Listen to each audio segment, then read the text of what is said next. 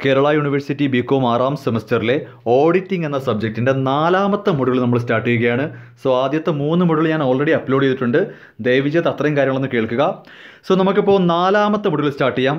ഈ 4ാമത്തെ മൊഡ്യൂൾ എന്ന് പറയുന്നത് മിക്കവാറും ഒക്കെ കമ്പനി ഓഡിറ്റിങ്ങിനെ പറ്റിയാണ് പറയുന്നത്. ജോയിൻറ്റ് സ്റ്റോക്ക് കമ്പനിയുടെ ഓഡിറ്റേഴ്സിനെ പറ്റിയാണ് കൂടുതലായിട്ടും ഈ 4ാമത്തെ മൊഡ്യൂളിൽ പഠിക്കുന്നത്. ഓക്കെ, എങ്കിലും 4ാമത്തെ മൊഡ്യൂളിൽ മെയിനായിട്ട് നമുക്ക് പഠിക്കേണ്ടുന്ന കുറച്ച് ടോപ്പിക്കുകളുണ്ട്. അതെന്തൊക്കെയാണെന്ന് ആദ്യം ഒന്ന് പറഞ്ഞുതരാം. നമുക്ക് ഈ മൊഡ്യൂളിനകത്ത് 4ാമത്തെ മൊഡ്യൂളിൽ പ്രധാനമായിട്ടും എന്തിനെ പറ്റിയൊക്കെയാണ് പഠിക്കേണ്ടതെന്ന് ജസ്റ്റ് ഒന്ന് പറയാം. ഒന്ന്, qualification of a company auditor. ആർക്കൊക്കെയാണ് ഒരു കമ്പനി ഓഡിറ്റർ ആവാൻ പറ്റുന്നത്? ആർക്കൊക്കെയാണ്? 2, ഡിസ്ക്വാളിഫിക്കേഷൻ പഠിക്കാനുണ്ട്. ഒരു കമ്പനി ഓഡിറ്റർ ആവാൻ പറ്റാത്തത്, ഇത് പരീക്ഷയ്ക്ക് ചോദിച്ചിട്ടുണ്ട്. Disqualification of a company auditor, ഒരു കമ്പനി ഓഡിറ്റർ ആവാൻ പറ്റാത്തത് ആർക്കൊക്കെയാണ്? 3ാമതായിട്ട് നമ്മൾ റൈറ്റ് ഓഫ് ആൻ ഓഡിറ്റർ, ഒരു ഓഡിറ്ററുടെ അവകാശങ്ങൾ പഠിക്കാനുണ്ട്. അതൊക്കെ വളരെ ഈസിയാണ്. Rights of an auditor, right പഠിക്കുമ്പോൾ ഡ്യൂട്ടിയും പഠിക്കണം. Duties of an auditor, rights of an auditor പഠിക്കാനുണ്ട്, ഡ്യൂട്ടീസ് ഓഫ് ആൻ ഓഡിറ്റർ പഠിക്കാനുണ്ട്. ലൈബിലിറ്റി ഓഫ് ആൻ ഓഡിറ്റർ, മിക്കവാറും ഇതായിരിക്കും എസ് എ. ഇതൊരു നല്ലൊരു എസ് എ ടോപ്പിക്കാണ്. Liability of an auditor. Actually ഇതിനകത്ത് റൈറ്റും ഡ്യൂട്ടിയും ലൈബിലിറ്റി എല്ലാം വലിയ ടോപ്പിക്കുകൾ തന്നെ. ഈ ഒരു മൊഡ്യൂളിനകത്ത് എവിടെ തൊട്ടാലും എസ് എ ആണ്. ഓക്കെ, എങ്കിലും ലൈബിലിറ്റി ഓഫ് ആൻ ഓഡിറ്റർക്ക് ചാൻസ് കൂടുതലാണ്. എസ് എ ആയിട്ട് വരാനുള്ള സാധ്യത കൂടുതലുള്ള ഒരു നല്ലൊരു ടോപ്പിക്കാണ് ഈ ലൈബിലിറ്റീസ് ഓഫ് ആൻ ഓഡിറ്റർ. അപ്പോൾ പ്രധാനമായിട്ടും ഇത്രയും കാര്യങ്ങളാണ് ഈ മൊഡ്യൂളിൽ കടന്ന് കറങ്ങുന്നത്. അപ്പോൾ കഴിഞ്ഞ വർഷങ്ങളിലെ ക്വസ്റ്റ്യൻ പേപ്പർ നോക്കുമ്പോഴും ഇതിൽ നിന്നൊക്കെയാണ് കൂടുതലായിട്ടും ക്വസ്റ്റ്യൻസ് വരുന്നത്. അപ്പോൾ ഒന്നും കൂടെ പറയാം. കമ്പനി ഓഡിറ്ററുടെ qualifications, disqualifications, right of an auditor, duties of an auditor, liabilities of an auditor, ഇത്രയും കാര്യങ്ങൾ ഞാൻ ജസ്റ്റ് ഒന്ന് പറഞ്ഞുതരാം. ഓക്കെ, ഒന്ന് പഠിപ്പിച്ചു തരാം. അപ്പോൾ നമുക്ക് ആദ്യം ആർക്കൊക്കെയാണ് ഒരു കമ്പനി ഓഡിറ്റർ ആവാൻ പറ്റുന്നത്? ഒരു ഇൻഡിവിജ്വലിന് കമ്പനി ഓഡിറ്റർ ആകണമെങ്കിൽ നിർബന്ധമായിട്ടും അയാൾ ഒരു ചാർട്ടേഡ് അക്കൗണ്ടൻ്റ് ആയിരിക്കണം. അപ്പോൾ ചാർട്ടേഡ് അക്കൗണ്ടൻ്റ് ആണെങ്കിൽ മാത്രം, അതായത് CA സർട്ടിഫൈഡ് ആയിരിക്കണം. ചാർട്ടേഡ് അക്കൗണ്ടൻസിന് മാത്രമേ കമ്പനി ഓഡിറ്ററായിട്ട് ജോലി ചെയ്യാൻ പറ്റൂ. If he is an individual, ഒരാൾ ഒറ്റയ്ക്ക് ഒരു കമ്പനി ഓഡിറ്റർ ആണെന്ന് പറയണമെങ്കിൽ അയാൾ ഉറപ്പായിട്ടും ചാർട്ടേഡ് അക്കൗണ്ടൻ്റ് ആയിരിക്കണം. ഇനി നിങ്ങളൊരു കാര്യം മനസ്സിലാക്കേണ്ടത്, ഈ വലിയ വലിയ കമ്പനികളൊക്കെ അവരുടെ ഫിനാൻഷ്യൽ സ്റ്റേറ്റ്മെൻറ്റ് ഓഡിറ്റ് ചെയ്യാൻ ഏൽപ്പിക്കുന്നത് ഒരാളെയല്ല, ഒരു വ്യക്തിയല്ല. അതൊന്നും മനസ്സിലാക്ക്. വലിയ വലിയ കമ്പനികൾ അവരുടെ ഫിനാൻഷ്യൽ സ്റ്റേറ്റ്മെൻറ്റ് ഓഡിറ്റ് ചെയ്യാനായിട്ട് കൊടുക്കുന്ന, അല്ലെങ്കിൽ ഓഡിറ്റ് ചെയ്യാൻ ഇൻവൈറ്റ് ചെയ്യുന്നത് ഒരു വ്യക്തിയെയല്ല, പേഴ്സൺസ്. ഒരു വ്യക്തിപരമായിട്ടുള്ള ഒരു അപ്പോയിൻമെൻ്റ് അല്ല. മിക്കവാറും അവരൊരു ഫേം ആയിരിക്കും, ഒരു ഓഡിറ്റ് ഫേം ആയിരിക്കും. പറയുന്നത് മനസ്സിലാവുന്നുണ്ടോ? ഒരു വലിയ കമ്പനിയെ സംബന്ധിച്ച് അവരുടെ ഫിനാൻഷ്യൽ സ്റ്റേറ്റ്മെൻറ്റ്സ് ഓഡിറ്റ് ചെയ്യാനായിട്ട് അവർ അപ്പോയിൻറ്റ് ചെയ്യുന്നത് ഒരു വ്യക്തിയെ അല്ല, ഒരു ഓഡിറ്റ് ഫേമിനെ ആയിരിക്കും ഏൽപ്പിക്കുന്നത്. ആ ഓഡിറ്റ് ഫേം എന്ന് പറയുന്നത് സപ്പോസ് ഒരു പാർട്ട്ണർഷിപ്പ് ഫേം ആണെങ്കിൽ, അതായത് കുറച്ച് ആളുകൾ ചേർന്ന് പാർട്ട്ണർഷിപ്പിലാണ് ഒരു ഓഡിറ്റ് ഫേം തുടങ്ങിയിരിക്കുന്നത്. ആ ലോജിക്ക് മനസ്സിലായോ? നമ്മുടെ കമ്പനി പറഞ്ഞ് മനസ്സിലാക്കി തരാം. ഇപ്പം നമ്മുടെ കമ്പനിയുടെ പേരെന്താ? ABC ലിമിറ്റഡ് അല്ലേ? ABC ലിമിറ്റഡ് എന്ന കമ്പനി അവരുടെ ഫിനാൻഷ്യൽ സ്റ്റേറ്റ്മെൻറ്റ് ഓഡിറ്റ് ചെയ്യാനായിട്ട് എന്തായാലും ഓഡിറ്റേഴ്സ് വേണം. ഒരാളെ, ഒരു വ്യക്തിയെ അല്ല ഏൽപ്പിക്കുന്നത്. എക്സാമ്പിളാണ് ഇപ്പോൾ ഷേണായി അസോസിയേറ്റ്സ്. അതെന്താണെന്ന് പോലും എനിക്കറിയത്തില്ല, ഒരു പേരും കിട്ടിയിരിക്കുവാണ്. ഷേണായി അസോസിയേറ്റ്സ് എന്ന ഒരു ഓഡിറ്റ് ഫേമിനെയാണ് ഏൽപ്പിക്കുന്നത്. ഷേണായി അസോസിയേറ്റ്സ് എന്ന പേരിലുള്ള ഒരു ഓഡിറ്റ് ഫേമിനെയാണ് ഏൽപ്പിക്കുന്നത്. ഈ ഷേണായി അസോസിയേറ്റ്സ് എന്നത് ഒരു പാർട്ട്ണർഷിപ്പ് ഫേമാണെന്ന് വിചാരിക്കുക. കുറേ ചാർട്ടേഡ് അക്കൗണ്ടൻറ്റുമാർ ചേർന്ന് നടത്തുന്ന ഒരു പാർട്ട്ണർഷിപ്പ് ഫേമാണെന്ന് വിചാരിക്കുക. ഇത്രയൊക്കെയാണ്. അപ്പോൾ നമ്മുടെ കമ്പനി ഓഡിറ്റ് ചെയ്യാനായിട്ട് ആരെയാണ് ഇൻവൈറ്റ് ചെയ്യുന്നത്? ഷേണായി അസോസിയേറ്റ്സിനെയാണ് ഇൻവൈറ്റ് ചെയ്യുന്നത്. എന്താണ് ഈ ഷേണായി അസോസിയേറ്റ്സ്? അതൊരു ഓഡിറ്റിംഗ് ഫേമാണ്. അത് കുറച്ച് ആളുകൾ ചേർന്ന് നടത്തുന്ന ഒരു പാർട്ട്ണർഷിപ്പ് പോലെയാണ്. അങ്ങനെയാണെങ്കിൽ നമുക്ക് ഷേണായി അസോസിയേറ്റ്സിനെ വിളിക്കാം. പക്ഷേ മെജോറിറ്റി പാർട്ട്നേഴ്സും അവിടെ ചാർട്ടേഡ് അക്കൗണ്ടൻറ്റ് സർട്ടിഫൈഡ് ആയിരിക്കണം. നോക്കൂ, ഷേണായി അസോസിയേറ്റ്സിൽ 10 പേര് ചേർന്നാണ് ഷേണായി അസോസിയേറ്റ്സ് നടത്തുന്നതെന്ന് വിചാരിക്കുക. പാർട്ട്ണർഷിപ്പ് ഡീഡിൽ 10 പേരുടെ പേരുണ്ട്. ഷേണായി അസോസിയേറ്റ്സ് എന്ന ഒരു ഓഡിറ്റ് ഫേം 10 പേര് ചേർന്നാണ് നടത്തുന്നത്. എങ്കിൽ 6 പേരും CA സർട്ടിഫൈഡ് ആണെങ്കിലേ ആ ഫേമിന് കമ്പനി ഓഡിറ്റിംഗ് നടത്താൻ പറ്റൂ. ഇപ്പോൾ മനസ്സിലായ ലോജിക്ക് എന്താണെന്ന്? പാർട്ട്ണർഷിപ്പ് ഫേംസിന് ഓഡിറ്റ് ഫേമായിട്ട് പ്രവർത്തിക്കാം, പക്ഷേ പാർട്ട്നേഴ്സിൽ മെജോറിറ്റിയും ചാർട്ടേഡ് അക്കൗണ്ടൻറ്റുമാരായിരിക്കണം. അതാണ് പാർട്ട്ണർഷിപ്പ് ഫേമായുള്ള ഒരു കണ്ടീഷൻ. മറ്റൊന്ന് LLP. അതെന്താ LLP? ലിമിറ്റഡ് ലൈബിലിറ്റി പാർട്ട്ണർഷിപ്പ് എന്ന് പറയും. 2008 ഒരു ആക്ട് അനുസരിച്ച് വന്നതാണ്, ലിമിറ്റഡ് ലയബിലിറ്റി പാർട്ട്ണർഷിപ്പ്. ഒരു ലിമിറ്റഡ് ലയബിലിറ്റി പാർട്ട്ണർഷിപ്പ് ഫേമിന് കമ്പനി ഓഡിറ്റേഴ്സ് ആവാം, പക്ഷേ പാർട്ട്നേഴ്സ് എല്ലാം ചാർട്ടേഡ് അക്കൗണ്ടൻസ് ആയിരിക്കണം. Only partners being chartered accountants shall act on behalf of LLP. നമുക്ക് കമ്പനി ഓഡിറ്റേഴ്സ് ആവാം, പക്ഷേ അവിടെ പാർട്ട്നേഴ്സ് എല്ലാവരും ചാർട്ടേഡ് അക്കൗണ്ടൻസ് ആയിരിക്കണം. അപ്പോൾ കമ്പനി ഓഡിറ്റർ ആവാൻ ആർക്കൊക്കെയാണ് യോഗ്യത? ഇൻഡിവിജ്വലിന് യോഗ്യതയുണ്ട്, അല്ലെങ്കിൽ ഒരു സോൾ പ്രൊപ്രൈറ്റർ എന്ന രീതിയിൽ യോഗ്യതയുണ്ട്. നിർബന്ധമായും ചാർട്ടേഡ് അക്കൗണ്ടൻ്റ് ആയിരിക്കണം. ഒരു പാർട്ട്ണർഷിപ്പ് ഫേമിന് ഒരു ഓഡിറ്റിംഗ് ഫേമായിട്ട് വന്ന് കമ്പനി ഓഡിറ്റേഴ്സ് ആവാം, പക്ഷേ മെജോറിറ്റി പാർട്ട്നേഴ്സും അവിടെ ചാർട്ടേഡ് അക്കൗണ്ടന്റുമാരായിരിക്കണം. LLP ലിമിറ്റഡ് ലയബിലിറ്റി പാർട്ട്ണർഷിപ്പ് എന്ന രീതിയിൽ ഓഡിറ്റ് ഫേമായിട്ട് വന്ന് ഓഡിറ്റ് ചെയ്യാം, പക്ഷേ എല്ലാ പാർട്ട്നേഴ്സും ചാർട്ടേഡ് അക്കൗണ്ടന്റുമാരായിരിക്കണം. ഇതാണ് കമ്പനി ഓഡിറ്റേഴ്സ് ആവാനുള്ള യോഗ്യത. മനസ്സിലായോ? ഇവർക്കൊക്കെ കമ്പനി ഓഡിറ്റേഴ്സ് ആവാം. എന്നാൽ ചോദിച്ച് കണ്ട ചോദ്യം ഇതാണ്: ആർക്കൊക്കെയാണ് ഡിസ്ക്വാളിഫിക്കേഷൻ? ആർക്കൊക്കെയാണ് കമ്പനി ഓഡിറ്റേഴ്സ് ആവാൻ പറ്റാത്തത്? ആർക്കൊക്കെയാണ് കമ്പനി ഓഡിറ്റേഴ്സ് ആവാൻ പറ്റാത്തത്? ഡിസ്ക്വാളിഫിക്കേഷൻ. ആദ്യത്തത് LLPക്ക് പറ്റും, പക്ഷേ മറ്റ് ബോഡി കോർപ്പറേറ്റിനൊന്നും പറ്റത്തില്ല. ഈ AOP BOI എന്നൊക്കെ പറഞ്ഞ കുറേ ഉണ്ടോ, അവർക്കാർക്കും പറ്റത്തില്ല. എ ബോഡി കോർപ്പറേറ്റ് എക്സെപ്റ്റ് LLPക്ക് ചെറിയൊരു കണ്ടീഷനോട് കൂടി ഓഡിറ്റർ ആവാം. LLP അല്ലാതെ മറ്റൊരു ബോഡി കോർപ്പറേറ്റിനും കമ്പനി ഓഡിറ്റർ ആവാൻ പറ്റില്ല. അതൊന്ന്. രണ്ട്, ഏറ്റവും പ്രധാനപ്പെട്ടത്, നമ്മുടെ കമ്പനിയിലെ ഒരു എംപ്ലോയിക്കോ ഓഫീസറിനോ നമ്മുടെ കമ്പനിയുടെ ഓഡിറ്റർ ആവാൻ പറ്റില്ല. അതാണ്. നമ്മുടെ കമ്പനിയിൽ ജോലി ചെയ്യുന്ന ഒരു ഓഫീസർ അല്ലെങ്കിൽ നമ്മുടെ കമ്പനിയിൽ ജോലി ചെയ്യുന്ന ഒരു എംപ്ലോയിക്ക് ഒരിക്കലും നമ്മുടെ കമ്പനിയിലെ ഓഡിറ്റർ ആവാൻ പറ്റില്ല. ഫുൾ ടൈം എംപ്ലോയിഡ് എൽസ്വെയർ, മറ്റെവിടെയെങ്കിലും ഒരു ഫുൾ ടൈം എംപ്ലോയി ആയിട്ട് ജോലി ചെയ്ത് ശമ്പളം മറ്റേതോ കമ്പനി അല്ലെങ്കിൽ മറ്റെവിടെയെങ്കിലും ഒരു ഫുൾ ടൈം എംപ്ലോയി ആയിട്ട് ശമ്പളം വാങ്ങുന്ന ഒരാളെ പിടിച്ച് നമുക്ക് ഓഡിറ്റർ ആക്കാൻ പറ്റില്ല. ഇനി അയാൾ ചാർട്ടേഡ് അക്കൗണ്ടൻ്റ് ആണെങ്കിലും പറ്റത്തില്ല. പുള്ളിക്കാരൻ മറ്റൊരു സ്ഥാപനത്തിലെ വേറൊരു ജോലിക്കാരനാവരുത്. മനസ്സിലായി? ഇത് ഓഡിറ്റർ ആയിട്ട് തന്നെ വരണം. മനസ്സിലായോ? വേറൊരു സ്ഥലത്തെ ഫുൾ ടൈം എംപ്ലോയി ആണെങ്കിലും നമുക്ക് ഓഡിറ്റർ ആക്കാൻ പറ്റില്ല.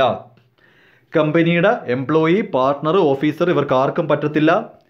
നോക്കൂ, കമ്പനിയുമായിട്ട് 5 ലക്ഷമോ അതിൽ കൂടുതലോ കടബാധ്യത അങ്ങോട്ടോ ഇങ്ങോട്ടോ ഉണ്ടെങ്കിൽ നമ്മുടെ കമ്പനിയുമായിട്ടോ നമ്മുടെ കമ്പനിയുടെ സബ്സിഡിയറി ആയിട്ടോ നമ്മുടെ കമ്പനിയുടെ അസോസിയേറ്റ് ആയിട്ടോ 5 ലക്ഷം രൂപയ്ക്ക് മുകളിലുള്ള കടബാധ്യത നിലനിൽക്കുന്ന ഒരാളാണെങ്കിൽ അയാൾക്കൊരിക്കലും ഓഡിറ്റർ ആവാൻ പറ്റില്ല.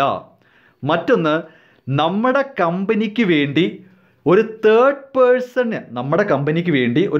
പേഴ്സൻ്റെ മുമ്പിൽ 1 ലക്ഷം രൂപയ്ക്ക് മുകളിൽ ഗ്യാരണ്ടി നിൽക്കുന്ന ആളാണെങ്കിലും ഓഡിറ്റർ ആവാൻ പറ്റില്ല. ഇത് രണ്ടും ശ്രദ്ധിച്ചോണേ. നമ്മുടെ കമ്പനിയുമായിട്ടോ നമ്മുടെ കമ്പനിയുടെ അസോസിയേറ്റ് ആയിട്ടോ നമ്മുടെ കമ്പനിയുടെ സബ്സിഡിയറിയുമായിട്ടോ 5 ലക്ഷമോ അതിൽ കൂടുതലോ കടത്തിൻ്റെ ഇടപാടുള്ള ഒരാൾക്ക് നമ്മുടെ കമ്പനിയിലെ ഓഡിറ്റർ ആവാൻ പറ്റില്ല.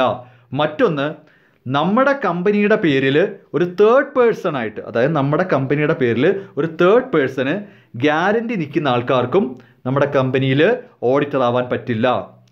പിന്നെ ഞാൻ പറഞ്ഞ പോലെ തന്നെ നമ്മുടെ കമ്പനിയിൽ ഹോൾഡിംഗ് ഉള്ളവരോ നമ്മുടെ കമ്പനിയിൽ, അതായത് നമ്മുടെ കമ്പനിയുമായിട്ട് ഡയറക്റ്റ് റിലേഷൻ ഉള്ളവർക്കാർക്കും അങ്ങനെ അങ്ങ് പഠിച്ചാലും മതി. നമ്മുടെ കമ്പനിയുമായിട്ട് ഏതെങ്കിലും തരത്തിൽ ഡയറക്റ്റ് ഒരു റിലേഷൻഷിപ്പ് ഉള്ള ഒരാൾക്ക് നമ്മുടെ കമ്പനിയുടെ ഓഡിറ്റർ ആവാൻ പറ്റില്ല. വേറൊരു കാര്യം, 20 കമ്പനിയിൽ കൂടുതൽ ഓഡിറ്റേഴ്സായിട്ട് വർക്ക് ചെയ്യുന്നയാൾക്ക് 20 കമ്പനിയിൽ കൂടുതൽ ഓൾറെഡി മോർ ദാൻ 20 കമ്പനീസിൽ ഓഡിറ്റർ ആണെന്നുണ്ടെങ്കിൽ പിന്നെ ഒരു കമ്പനി ഓഡിറ്ററായിട്ട് വരാൻ പറ്റില്ല. ഇനി അടുത്തത്, ഏതെങ്കിലും കാരണവശാൽ ഓഡിറ്റിംഗ് ജോലിയിൽ നിന്നും വിലക്കപ്പെട്ട ആളാണ്. നമ്മൾ ഈ വിലക്ക് വയ്ക്കത്തില്ല, വിലക്ക് പറയാറില്ലേ, കുറച്ച് നാളത്തേക്ക് പറ്റത്തില്ല എന്ന് പറഞ്ഞിട്ട്. അങ്ങനെ ഏതെങ്കിലും തരത്തിൽ ഓഡിറ്റിംഗ് ജോലിയിൽ നിന്നും വിലക്കപ്പെട്ട ആളാണെങ്കിൽ ആ വിലക്ക് മാറുന്നത് വരെ കമ്പനി ഓഡിറ്റർ ആവാൻ പറ്റില്ല. അപ്പോൾ ഇത്രയും കേസ് ഇത് ചോദിച്ചിട്ടുണ്ട്. വീണ്ടും പറയുവാണ്, ഡിസ്ക്വാളിഫിക്കേഷൻ ഓഫ് ആൻ ഓഡിറ്റർ എന്നൊരു ക്വസ്റ്റ്യൻ നമുക്ക് ചോദിച്ചിട്ടുണ്ട്. അപ്പോൾ ഇത്രയും പോയിന്റിൽ അറ്റ്ലീസ്റ്റ് ഒരു 5-6 എണ്ണമെങ്കിലും ഓർത്ത് വെക്കണം. നിങ്ങൾ ഒരു കാര്യം മനസ്സിലാക്കിയാൽ മതി, കമ്പനിയുമായിട്ട് ഡയറക്റ്റ് റിലേഷൻഷിപ്പ് വരുന്ന, കമ്പനിയുമായിട്ടുള്ള ഒരു ബന്ധപ്പെടുന്ന ഒരാൾക്ക്, ഇല്ലേ, കമ്പനിയുമായിട്ടൊരു കോൺടാക്റ്റ് ഉള്ള ഒരാൾക്ക് ഓഡിറ്റർ ആവാൻ പറ്റില്ല. ആ രീതിയിൽ തന്നെ 3-4 പോയിന്റ് ഉണ്ട്. അതൊക്കെ അങ്ങ് ഓർത്ത് വെച്ചാൽ മതി. അപ്പോൾ ഇത്രയുമാണ് കമ്പനി ഓഡിറ്ററുടെ ഡിസ്ക്വാളിഫിക്കേഷൻ എന്ന് പറയാവുന്നത്. ഓക്കെ, ചോദിക്കുന്നതാണേ. ഇനി എളുപ്പമായത്, റൈറ്റ് ഓഫ് ആൻ ഓഡിറ്റർ അല്ലെങ്കിൽ പവർ, റൈറ്റ് അല്ലെങ്കിൽ അവകാശങ്ങൾ എന്തൊക്കെയാണ്, ഓഡിറ്റേഴ്സിൻ്റെ അവകാശങ്ങളും അധികാരങ്ങളും എന്തൊക്കെയാണ്? ഈസി ആയിട്ട് പറയാവുന്നേ ഉള്ളൂ. ഒരു ഓഡിറ്ററുടെ അവകാശങ്ങളാണ് right to access to the books of accounts. ഒരു കമ്പനിയിൽ ഓഡിറ്റ് ചെയ്യാൻ വന്നു കഴിഞ്ഞാൽ ആ കമ്പനിയിലുള്ള എല്ലാ ബുക്സ് ഓഫ് അക്കൗണ്ട്സും പരിശോധിക്കാനുള്ള അവകാശമുണ്ട്.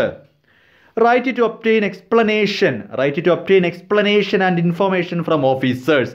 പുള്ളിക്ക് ആവശ്യമുള്ള എല്ലാ ഇൻഫർമേഷനും പുള്ളിക്ക് ആവശ്യമുള്ള എല്ലാ എക്സ്പ്ലനേഷനും കൊടുക്കാൻ ആ ഓഫീസർമാർ ബാധ്യസ്ഥനാണ്. അഥവാ ഓഡിറ്ററുടെ അവകാശമാണ് എല്ലാ കാര്യങ്ങളും ചോദിച്ച് മനസ്സിലാക്കേണ്ടത്. Right to receive notice and attend general meeting. കമ്പനിയുടെ ജനറൽ മീറ്റിംഗ് നടക്കുന്ന സമയത്ത് അതിൽ പങ്കെടുക്കാനുള്ള അവകാശം. എന്തെങ്കിലും റോങ് ആയിട്ട് കണ്ടാൽ, ഏതെങ്കിലും ഒരു റോങ് സ്റ്റേറ്റ്മെൻറ്റ് ശ്രദ്ധയിൽപ്പെട്ടാൽ അത് തിരുത്താനുള്ള അവകാശം. Right to visit branches. കമ്പനിയുടെ മറ്റ് ബ്രാഞ്ചസ് എല്ലാം വിസിറ്റ് ചെയ്യാം. Right to sign the audit report. അതിനുവേണ്ടിയാണല്ലോ ഓഡിറ്റർ വരുന്നത്. ലാസ്റ്റ് ഓഡിറ്റ് റിപ്പോർട്ടിൽ സൈൻ ചെയ്യാനുള്ള അവകാശം. ടെക്നിക്കൽ അഡ്വൈസോ ലീഗൽ അഡ്വൈസോ കിട്ടണം. കമ്പനിയിൽ നിന്നും കമ്പനിയെ സംബന്ധിച്ചുള്ള ടെക്നിക്കൽ അഡ്വൈസ് എന്ത് വേണമെങ്കിലും സ്വീകരിക്കാനുള്ള അവകാശം. ഇങ്ങനെ കുറേ റൈറ്റ് ഉണ്ട്. Right to receive remuneration. പൈസ കിട്ടണ്ടേ? ഓഡിറ്റ് ചെയ്ത് തീർത്താൽ ഉടനെ അവർക്ക് റെമ്യൂണറേഷൻ കൊടുക്കണം. സത്യത്തിൽ റെമ്യൂണറേഷൻ മാത്രമൊന്നുമല്ല, യഥാർത്ഥത്തിൽ ഓഡിറ്റേഴ്സിന് ഫുഡ്, അക്കോമഡേഷൻ, ട്രാവലിംഗ് അവരെ പൊന്നുപോലെ നോക്കണം. ഭയങ്കര കെയറിംഗ് ആണ് കമ്പനി. അവർക്ക് 5 സ്റ്റാർ ഹോട്ടലിലേക്കാണ് അക്കോമഡേഷൻ ബുക്ക് ചെയ്ത് കൊടുക്കുന്നത്. അത്ര കാര്യമായിട്ടാണ്. അപ്പോൾ അത് കൂടാതെ റെമ്യൂണറേഷനും കൊടുക്കും. Okay. Then right to refuse. എന്ന് പറഞ്ഞാൽ ഓഡിറ്റർ ആഗ്രഹിക്കുന്ന അല്ലെങ്കിൽ ഓഡിറ്റർ പറയുന്നത് പോലെ മാനേജ്മെൻറ്റ് ബുക്സ് ഓഫ് അക്കൗണ്ട്സ് കറക്റ്റാക്കി കൊടുക്കുന്നില്ല എന്നുണ്ടെങ്കിൽ ആ ഓഡിറ്റ് വർക്ക് ഏറ്റെടുക്കാതിരിക്കാൻ അവകാശമുണ്ട്. ഇയാൾ എത്ര പറഞ്ഞിട്ടും ഇവർക്ക് ആവശ്യമുള്ള ഓഡിറ്റർ എത്ര പറഞ്ഞിട്ടും ഓഡിറ്റർക്ക് ആവശ്യമുള്ളതുപോലെ ബുക്സ് ഒന്നും പ്രൊവൈഡ് ചെയ്യുന്നില്ല എങ്കിൽ പൂർണ്ണമായിട്ട് ആ ഓഡിറ്റിംഗ് വേണ്ടെന്ന് വെച്ചിട്ട് പോകാൻ പറ്റും. Okay. Then right to be indemnified എന്ന് പറഞ്ഞാൽ നോക്കൂ, ഓഡിറ്ററുടെ ഭാഗത്തു നിന്നുള്ള എന്തെങ്കിലും ഒരു തെറ്റ് മൂലം ഈ പറയുന്ന ഓഡിറ്റർ ലൈബിലിറ്റി ആവുകയും എന്നാൽ പിന്നീടത് കോടതി വിധി വരുവാണ് ഓഡിറ്ററുടെ സൈഡിൽ നിന്ന് യാതൊരു പ്രശ്നവും ഉണ്ടായിട്ടില്ല, അങ്ങനെ എന്തെങ്കിലും ആവുകയാണെന്നുണ്ടെങ്കിൽ ഓഡിറ്റർക്ക് ഇതിൽ നിന്ന് പ്രശ്നം ഉണ്ടാവത്തില്ല. പറഞ്ഞാൽ മനസ്സിലാവുന്നുണ്ടോ? അതായത് against any liability incurred by him. നമ്മുടെ കമ്പനിക്ക് ഓഡിറ്റർ കാരണം എന്തെങ്കിലും ഒരു ലൈബിലിറ്റിയോ മറ്റോ ഉണ്ടാവുകയാണ്. പക്ഷേ പുള്ളിക്കാരൻ അതിനെതിരെ കേസ് കൊടുത്തു ഓഡിറ്റർ. അപ്പോൾ കോടതി വിധിക്കുവാണ് ഓഡിറ്ററുടെ സൈഡിൽ നിന്ന് പ്രശ്നമൊന്നും ഇല്ല എന്നുണ്ടെങ്കിൽ ആ കേസിൽ യാതൊരു തരത്തിലുള്ള പണിഷ്മെൻറ്റോ പെനാൽറ്റിയോ ഓഡിറ്റർക്ക് ഉണ്ടാവത്തില്ല. Then rights to the benefits of limitation act. ഇവിടെ പറയുന്നതെന്ന് പറഞ്ഞാൽ this means his liability if any is limited to the period of limitation. അതായത് നമ്മുടെ ഈ ഓഡിറ്ററുടെ ബാധ്യത, ഓഡിറ്ററെ സംബന്ധിച്ച് പുള്ളിക്കാരൻ്റെ തലവേദന എന്ന് പറയുന്നത് ആ ഓഡിറ്റിംഗ് പീരീഡിലേക്ക് മാത്രമായിരിക്കും. അത് കഴിഞ്ഞ് ഒപ്പിട്ടിട്ട് പോയതിന് ശേഷം പിന്നീട് വീണ്ടും ഈ കഴിഞ്ഞ ഓഡിറ്റുമായിട്ട് ബന്ധപ്പെടുത്തി പുള്ളിക്ക് യാതൊരു തരത്തിലുള്ള പ്രശ്നങ്ങളും ഉണ്ടാവാൻ പോകുന്നില്ല. അപ്പോൾ ഇത്രയൊക്കെയാണ് ഓഡിറ്ററുടെ റൈറ്റ് എന്ന് പറയുന്നത്. ഓക്കെ. അവകാശങ്ങൾ ചോദിച്ചാൽ എഴുതാം. നമുക്ക് ഇത്രയും അവകാശങ്ങളുണ്ട്. ഓക്കെ. അവകാശങ്ങളുള്ളപ്പോൾ തീർച്ചയായിട്ടും ഡ്യൂട്ടീസും ഉണ്ടാവും. അവകാശങ്ങളുണ്ടെങ്കിൽ തീർച്ചയായിട്ടും ഡ്യൂട്ടീസും ഉണ്ടാവും. ഡ്യൂട്ടീസിൻ്റെ കേസിൽ കുറച്ചുകൂടി സീരിയസ് ആയിട്ട് പഠിക്കണം. റൈറ്റ് പറഞ്ഞതുപോലെ ചുമ്മാ കുറേ പോയിന്റുകളല്ല. ഡ്യൂട്ടീസിൻ്റെ കേസിൽ മെയിനായിട്ട് 4 ക്ലാസിഫിക്കേഷനുണ്ട്, 4 കാറ്റഗറി ഉണ്ട്. അതാദ്യം ഒന്ന് മനസ്സിലാക്കുക. ഓഡിറ്ററുടെ ഡ്യൂട്ടീസ് എന്ന് പറയുന്നത് മെയിനായിട്ട് 4 കാറ്റഗറി ആയിട്ട് തിരിച്ചിട്ടുണ്ട്. Statutory duty, contractual duty, duty imposed by legal or court, duty arising out of professional etiquette. നോക്കൂ, 4 കാറ്റഗറി ആയിട്ടാണ് ഓഡിറ്റേഴ്സിൻ്റെ ഡ്യൂട്ടി തിരിച്ചിരിക്കുന്നത്. ഇത് പഠിച്ചെഴുതണം കേട്ടോ, ഡ്യൂട്ടീസൊക്കെ ചോദിക്കാം. ഇതിങ്ങനെ ഓർത്താൽ മതി. ഡ്യൂട്ടീസ് 4 കാറ്റഗറി ഉണ്ട്. സ്റ്റാറ്റ്യൂട്ടറി ഡ്യൂട്ടി എന്ന് പറഞ്ഞാൽ കമ്പനീസ് ആക്ട് അനുസരിച്ച്, അതായത് ആസ് ആൻ ഓഡിറ്റർ ഒരു ചാർട്ടേഡ് അക്കൗണ്ടൻറ്റ് കമ്പനിയിലേക്ക് വരുമ്പോൾ കമ്പനീസ് ആക്ട് അനുസരിച്ച് അയാൾ എന്തൊക്കെയാണ് ചെയ്യേണ്ടത് അതാ കമ്പനി പറയണമെന്ന് നിർബന്ധമൊന്നുമില്ല. ഓക്കെ. സോ നമുക്ക് ഡ്യൂട്ടീസിലേക്ക് വരാം. ഡ്യൂട്ടീസിൻ്റെ കേസിൽ 4 കാറ്റഗറിയാണുള്ളത്. Statutory duty, contractual duty, duty imposed by legal or court, then professional etiquette. നമുക്ക് 1 by 1 ആയിട്ട് പഠിപ്പിച്ചു തരാം. നോക്കൂ, സ്റ്റാറ്റ്യൂട്ടറി ഡ്യൂട്ടി എന്ന് പറഞ്ഞാൽ ഒരു ഓഡിറ്റർ ഒരു കമ്പനിയിൽ ഓഡിറ്റ് ചെയ്യാനായിട്ട് വരുമ്പോൾ കമ്പനീസ് ആക്ട് അനുസരിച്ച് അയാൾ എന്തൊക്കെയാണോ ചെയ്യേണ്ടത് അതെല്ലാം ചെയ്തിരിക്കണം. അത് പിന്നെ എടുത്ത് പറയുന്നും വേണ്ട. ഇപ്പോൾ ഉദാഹരണത്തിന് ABC ലിമിറ്റഡ് എന്ന കമ്പനിയിൽ ഓഡിറ്റ് ചെയ്യാനായിട്ടാണ് ആര് വരുന്നത്? മിസ്റ്റർ രമേശ് വരുന്നത്. ABC ലിമിറ്റഡ് എന്ന കമ്പനിയിൽ ഓഡിറ്റ് ചെയ്യാനായിട്ടാണ് മിസ്റ്റർ രമേശ് വരുന്നത്. കമ്പനീസ് ആക്ട് അനുസരിച്ച് പുള്ളിക്കാരൻ അവിടെ വന്ന് കുറേ കാര്യങ്ങൾ ചെയ്യണം. അത് ABC ലിമിറ്റഡിൻ്റെ ഇൻസ്ട്രക്ഷനൊന്നും വേണ്ട. പുള്ളിക്കാരൻ്റെ ജോലി എന്തൊക്കെയാണെന്ന് ചോദിച്ചാൽ ഇന്ത്യൻ കമ്പനീസ് ആക്ട് അനുസരിച്ച് കുറേ കാര്യങ്ങൾ പറയുന്നുണ്ട്. അതാണ് ഈ സ്റ്റാറ്റ്യൂട്ടറി ഡ്യൂട്ടി. അതാരും പ്രത്യേകം എടുത്ത് പറയുന്നും വേണ്ട. എന്നാൽ കോൺട്രാക്ച്വൽ ഡ്യൂട്ടി എന്താണെന്ന് ചോദിച്ചാൽ മിസ്റ്റർ രമേഷും ABC ലിമിറ്റഡും തമ്മിലൊരു കോൺട്രാക്റ്റ് കാണും. അപ്പോൾ കമ്പനി പറയുന്ന കുറച്ച് കാര്യങ്ങളുണ്ട്. അത് ഇന്ത്യൻ കമ്പനീസ് ആക്ട് അനുസരിച്ചല്ല, ഈ കമ്പനി പറയുന്ന കുറച്ച് കാര്യങ്ങളുണ്ട്. അതാണ് ഈ കോൺട്രാക്ച്വൽ ഡ്യൂട്ടി. അതും ചെയ്യണം. പിന്നെ കോർട്ട് ഡിസിഷൻ എന്തെങ്കിലും ഉണ്ടെങ്കിൽ അത് ചെയ്യണം. ഇതൊന്നും പോരാഞ്ഞിട്ട് അയാളൊരു ചാർട്ടേഡ് അക്കൗണ്ടൻ്റ് ഒക്കെ അല്ലേ, അപ്പോൾ പ്രൊഫഷണൽ എത്തിക്സ് ഒക്കെ കാണുമല്ലോ, അത് കീപ്പ് ചെയ്തുകൊണ്ട് കുറേ ഡ്യൂട്ടീസ് ചെയ്യണം.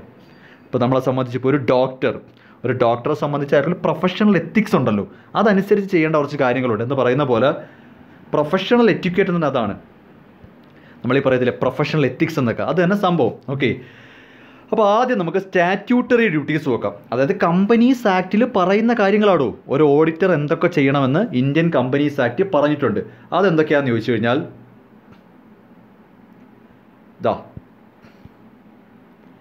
കമ്പനീസ് ആക്റ്റിൽ പറയുന്ന കാര്യങ്ങൾ,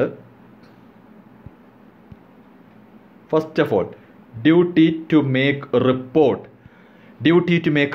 ഒന്നാമത്തെ ജോലി എന്ന് പറയുന്നത് കമ്പനീസ് ആക്ട് പറയുന്നത് കൃത്യമായിട്ട് പ്രോഫിറ്റ് ആൻഡ് ലോസ് അക്കൗണ്ടും ബാലൻസ് ഷീറ്റും മറ്റ് ഡോക്യുമെൻറ്റ്സും എല്ലാം പരിശോധിച്ചിട്ട് ഫൈനലി ഒരു ഓഡിറ്റ് റിപ്പോർട്ട് പ്രിപ്പയർ ചെയ്ത് കൊടുത്തിരിക്കണം.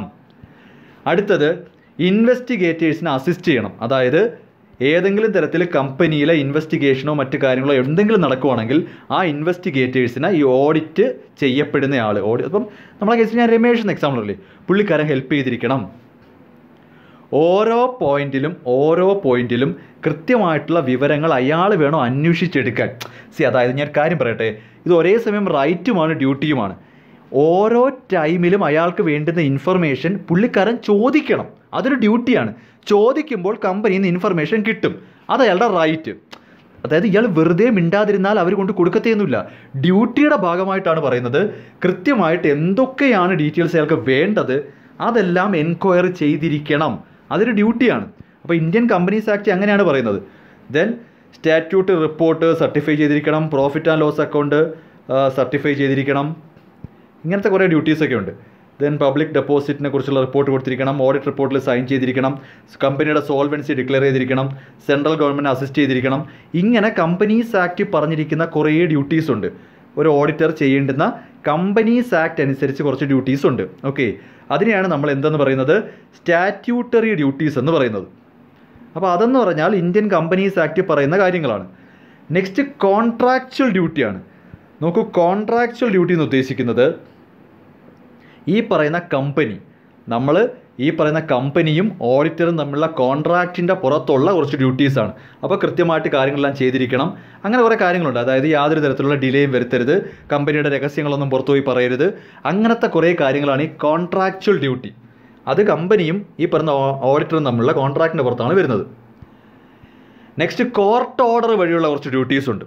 കോർട്ട് ഓർഡർ വഴിയുള്ള ഡ്യൂട്ടീസ് എന്ന് പറയുമ്പോൾ നമ്മുടെ ഏതെങ്കിലുമൊക്കെ ഇന്ത്യയിൽ ഇപ്പോൾ ഹൈക്കോടതിയോ സുപ്രീം കോടതിയോ എന്തോ ആയിക്കോട്ടെ, ഇവരൊക്കെ കുറേ വിധികളുണ്ട്, ജഡ്ജ്മെൻ്റ് ഉണ്ട്. ആ ജഡ്ജ്മെൻ്റ് അനുസരിച്ച് ഓഡിറ്റർ ചെയ്യേണ്ട കുറേ ഡ്യൂട്ടീസാണ് എഴുതിയിരിക്കുന്നത്. അതാണ് ഈ കോടതി വഴിയുള്ള duties. Okay, last as A professional, അയാളൊരു ചാർട്ടേഡ് അക്കൗണ്ടൻ്റ് ആണല്ലോ, ഒരു പ്രൊഫഷണൽ എന്ന നിലയിൽ പുള്ളിക്കാരൻ ചെയ്യേണ്ടുന്ന കുറേ കാര്യങ്ങളുണ്ട്. എല്ലാം നല്ല കൃത്യമായിട്ട് ചെയ്യണം, സമയത്ത് ചെയ്തിരിക്കണം, ഓവറായിട്ട് റെമ്യൂണറേഷൻ വാങ്ങരുത്, അങ്ങനെ കുറേ കാര്യങ്ങളുണ്ട്. അത്തരം കാര്യങ്ങളാണ് പ്രൊഫഷണൽ എറ്റിക്വേറ്റ് എന്ന് പറയുന്നത്. ഓക്കെ, ഇപ്പോൾ ഈ ഡ്യൂട്ടീസിൻ്റെ കേസിൽ നമുക്ക് വേണമെങ്കിൽ രസേ വരാം.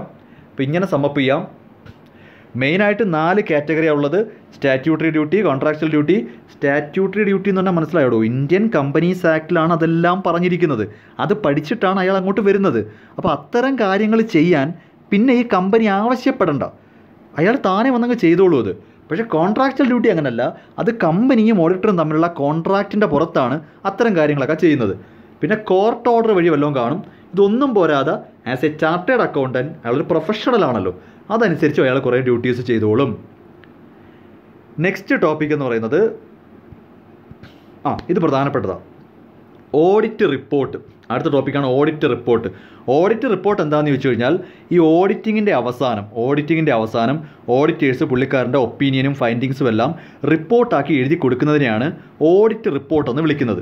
അതായത് നമ്മുടെ ബിസിനസ് സ്ഥാപനത്തിന് കൊടുക്കുന്ന ഒരു റിപ്പോർട്ടാണ്. അയാൾ എന്തൊക്കെയാണ് കണ്ടെത്തിയത്, പുള്ളിക്കാരൻ്റെ സജഷൻസ് എന്തൊക്കെയാണ്, ഫൈൻഡിങ്സ്, റെക്കമെൻഡേഷൻസ് തുടങ്ങിയ എല്ലാ കാര്യങ്ങളും ഈ ഓഡിറ്റ് റിപ്പോർട്ട് ഡീറ്റെയിൽഡ് ആയിരിക്കും.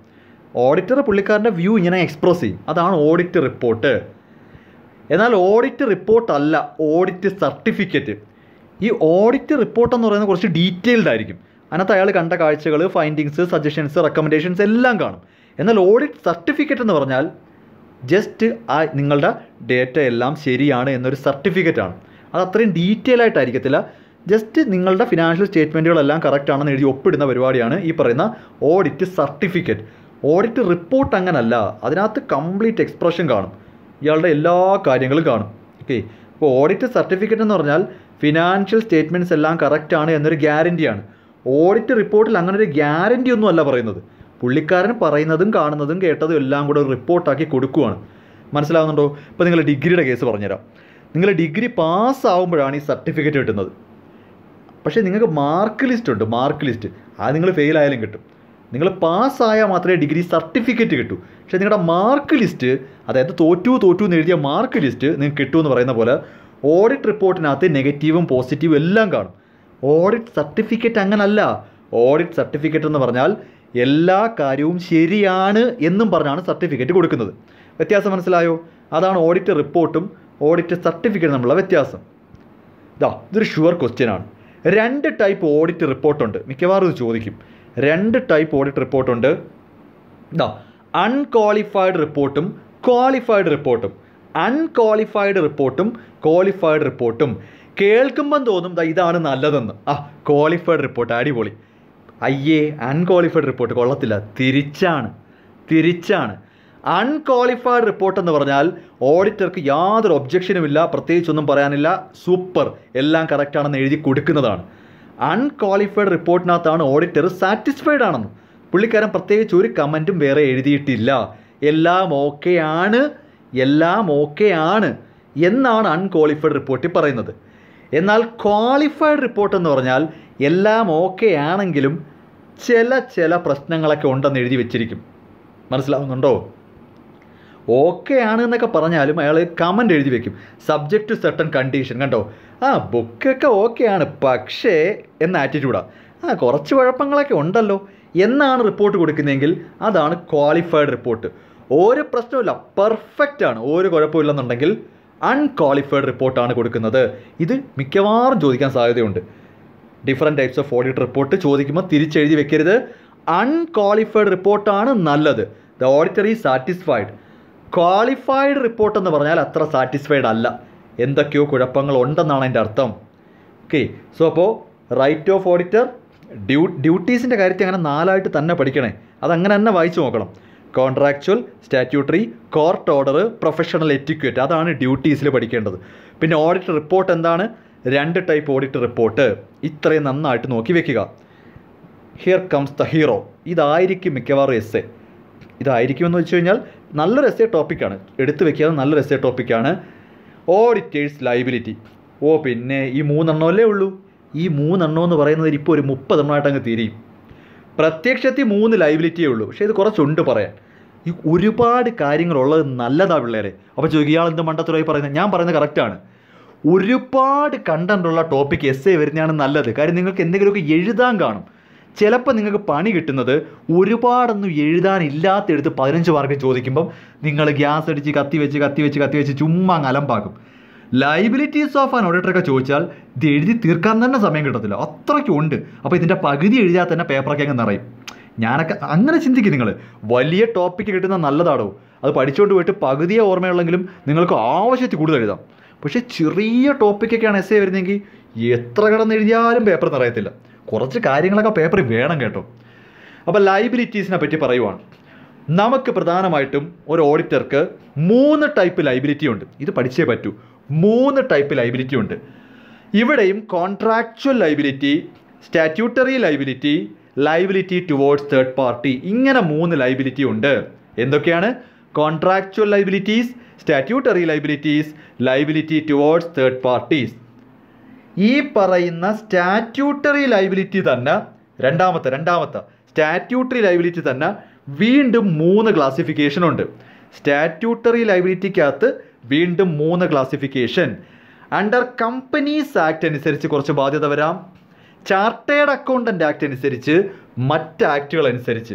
സോ നമ്മളിവിടെ പറയുന്നത് ഓഡിറ്ററുടെ സൈഡിൽ നിന്ന് എന്തെങ്കിലും ഒരു മിസ്റ്റേക്ക് വന്നു പോയാൽ, ഓഡിറ്ററുടെ സൈഡിൽ നിന്ന് എന്തെങ്കിലും ഒരു കുറ്റം വന്നു പോയാൽ ഓഡിറ്ററുടെ ബാധ്യത ആസ് ആൻ ഓഡിറ്റർ പുള്ളിക്കാരൻ എത്രത്തോളം റെസ്പോൺസിബിൾ ആകുമെന്നാണ്. അവിടെ കോൺട്രാക്ച്വൽ ബാധ്യതകളുണ്ട്, സ്റ്റാറ്റ്യൂട്ടറി ലയബിലിറ്റി ഉണ്ട്, ലയബിലിറ്റി ടുവേർഡ്സ് തേർഡ് പാർട്ടി ഉണ്ടെന്നാണ് പറയുന്നത്. അടുത്തത് സ്റ്റാറ്റ്യൂട്ടറി ലയബിലിറ്റി തന്നെ കമ്പനീസ് ആക്ട് അനുസരിച്ച് ഇയാൾക്ക് ബാധ്യതകൾ വരും. ചാർട്ടേഡ് അക്കൗണ്ടൻസ് ആക്ട് ഉണ്ട്, അതനുസരിച്ചാണ് ഇവർ പ്രവർത്തിക്കുന്നത്, അതനുസരിച്ച് കുറേ ബാധ്യതകൾ വരും. പിന്നെ ഇന്ത്യയിലെ മറ്റ് നിയമങ്ങളനുസരിച്ചും ഒരു ഓഡിറ്റർക്ക് ലയബിലിറ്റീസ് വരാം.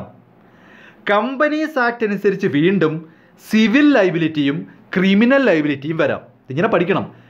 സ്റ്റാറ്റ്യൂട്ടറി ലയബിലിറ്റി 3 ടൈപ്പ് ഉണ്ട്, പഠിച്ചോ. കമ്പനീസ് ആക്ട് അനുസരിച്ചുണ്ട്, ചാർട്ടേഡ് അക്കൗണ്ടൻ്റ് ആക്ട് അനുസരിച്ചുണ്ട്, മറ്റ് നിയമങ്ങൾ അനുസരിച്ചുണ്ട്.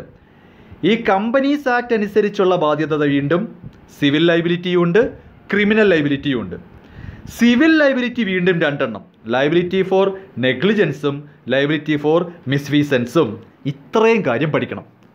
സോ മെയിനായിട്ട് ഓഡിറ്ററുടെ liability 3 classification: contractual liability, statutory liability, liability towards third party.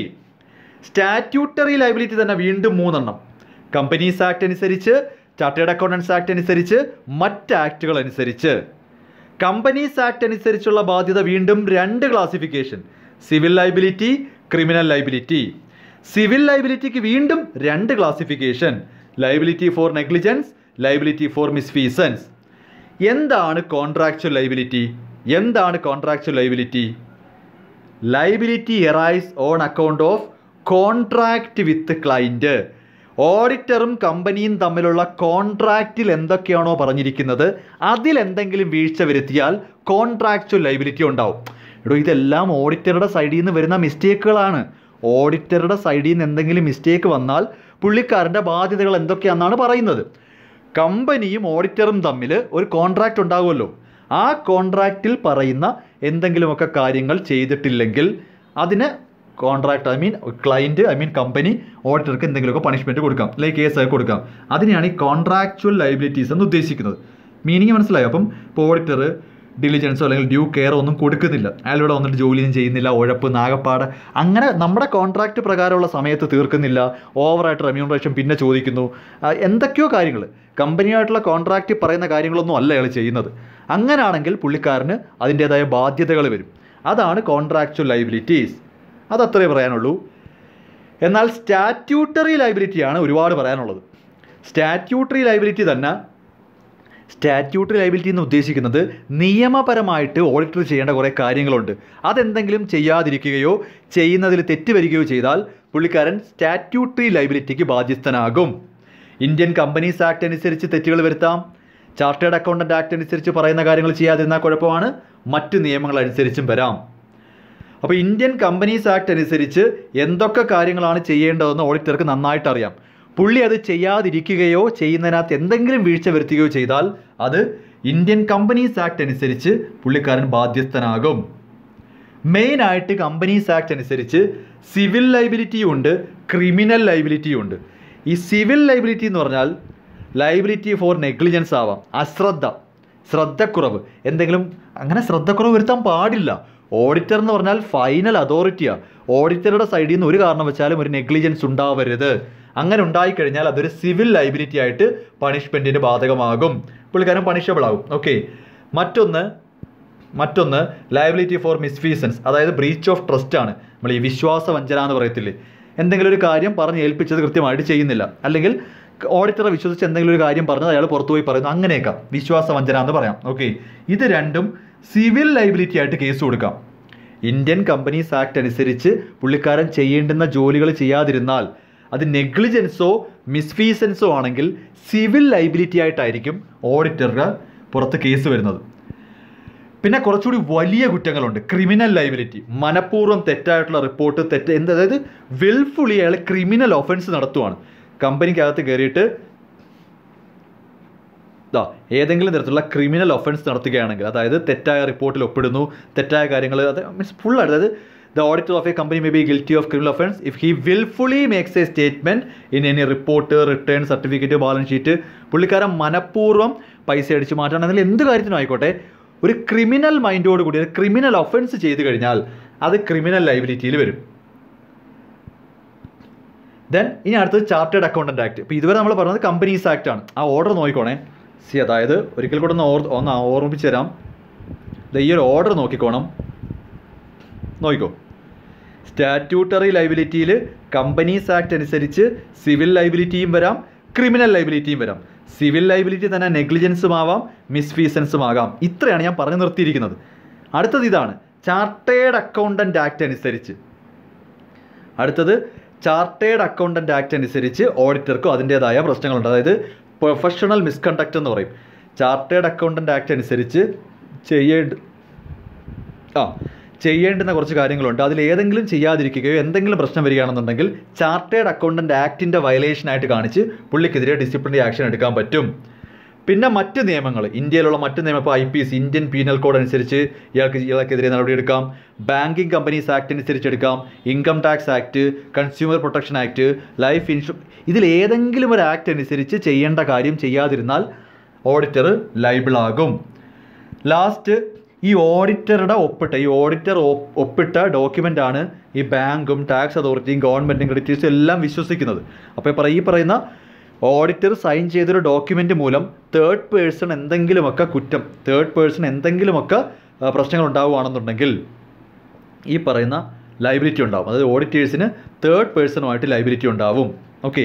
പക്ഷേ ഇതിനകത്തൊരു കാര്യം എന്താണെന്ന് വെച്ച് കഴിഞ്ഞാൽ, ഈ ഓഡിറ്റർ ഒപ്പിട്ട സ്റ്റേറ്റ്മെൻറ്റ് വായിക്കുമ്പം ഇവിടെ പറയുന്നൊരു ക്വസ്റ്റ്യൻ ശരിക്കും പറഞ്ഞാൽ ഇപ്പോഴും ഇതൊരു തർക്കമായിട്ട് നിൽക്കുന്നതാണ്. ഈ തേർഡ് പേഴ്സണോട് ഓഡിറ്റർ ബാധ്യസ്ഥനാവോ? ഓഡിറ്റർ അവിടെ വന്നു, ജോലി ചെയ്തു, ഫിനാൻഷ്യൽ സ്റ്റേറ്റ്മെൻറ്റ് ഒപ്പിട്ടു. പിന്നെ ഫിനാൻഷ്യൽ സ്റ്റേറ്റ്മെൻറ്റ് എടുത്ത് ഇവർക്കൊക്കെ കൊടുക്കുന്നത് കമ്പനിയല്ലേ. അപ്പോൾ ഒരു വാദം എന്താണെന്ന് ചോദിച്ചാൽ, തേർഡ് പാർട്ടിയുമായിട്ട് ഓഡിറ്റർക്ക് യാതൊരു തരത്തിലുള്ള ബാധ്യതയും വരത്തില്ല എന്നൊരു വെർഷനും ഉണ്ട്. Because he is not an employee of the third party. Third പാർട്ടിയെ ഡയറക്റ്റായിട്ട് ഓഡിറ്റേഴ്സ് ചതിച്ചിട്ടില്ല, ഒരു യാതൊരു തരത്തിലുള്ള ഡ്യൂട്ടിയും ഇല്ല. ഓക്കെ. അപ്പോൾ അങ്ങനെ എന്തെങ്കിലും വന്നു കഴിഞ്ഞാൽ കമ്പനിക്കെതിരെ ആയിരിക്കും മിക്കവാറും ആ കേസ് പോകുന്നത്. ആ രീതിയിലാണ് അത് അവസാനിപ്പിക്കുന്നത്. ഓക്കെ. അപ്പോൾ ഇത്രയുമാണ് ഓഡിറ്റേഴ്സിൻ്റെ മൊത്തത്തിലുള്ള ലൈബിലിറ്റി, റൈറ്റ്, ഡ്യൂട്ടീസ്. ഇതാണ് ഈ 4ാമത്തെ മൊഡ്യൂൾ. ഇതിൽ ഈ പറഞ്ഞ ഇത്രയും കാര്യങ്ങൾ ജസ്റ്റ് ഒരു ഐഡിയ ഉണ്ടാവണം ഇത്രയും ടോപ്പിക്കിനും. ഓക്കെ.